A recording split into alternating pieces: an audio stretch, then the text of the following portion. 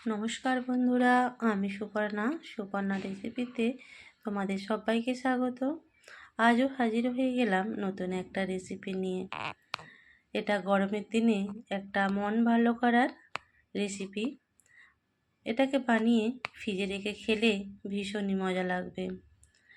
আজ আমি বানাবো সাবুর পায়েস বা ক্ষীর। চলো দেখে নিই এই সাবুর পায়েস বা ক্ষীর আমি কিভাবে বানালাম। আমি এখানে নিয়েছি বড় দানার 1 কাপ সাবু, সেটাকে আমি ভালো করে 3 থেকে 4 বার ওয়াশ করে নিয়েছি। এবার আমি ভিজিয়ে রাখবো 2 ঘন্টার জন্য। তোমরা চাইলে গরম জলে ভিজিয়ে রাখতে পারো যাতে তাড়াতাড়ি ভিজে যায়। এরপর আমি এখানে নিয়েছি একটা পাকা আমের শাঁসটাকে বার করে নিয়েছি। এবার আমি একটা পাল্প তৈরি করে নেব। অন্যদিকে নিয়েছি 500 গ্রাম দুধ। 500 গ্রাম দুধটাকে এবার আমি ফুটিয়ে নেব।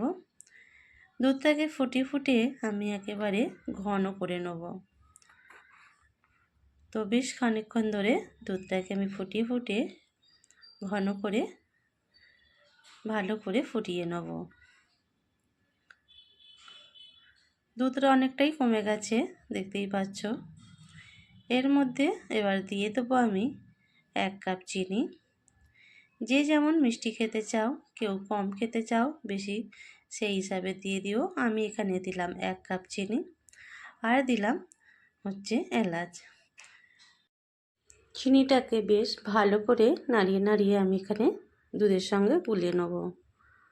দুধটা আবারও ফুটে উঠলে এর মধ্যে দিয়ে দেবো আমি ভিজিয়ে রাখা সাবুদানাটা।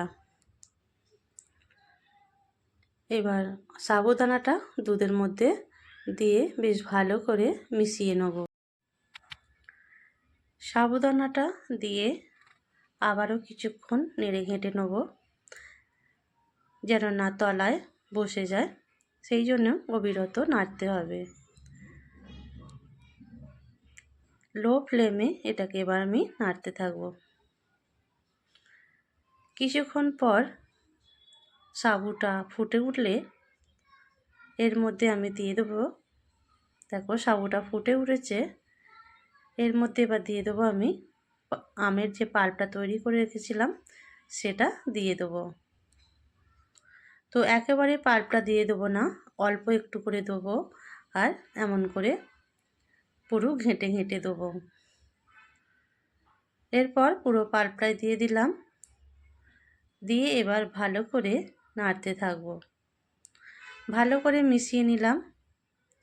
দেখতেই পাচ্ছ কতটা লোভনীয় একটা কালার এসেছে, ভীষণই সুন্দর খেতে হয়। গরমের সময় তোমরা এটা বাচ্চাকে দিও, ভীষণই পছন্দ করবে। এবার আমি এটাকে নামিয়ে নেব, একটা জায়গার মধ্যে সার্ভ করে নেব। তো আমার কাছে ছোট ছোট গ্লাস ছিল, দেখো এর মধ্যে আমি সার্ভ করব। ওপর থেকে দিয়ে দিলাম আমের পাল্প বা আমের কুচি থাকলে ওপর থেকে দিয়ে দিতে পারো, দেখতে ভীষণই পছন্দ করবে।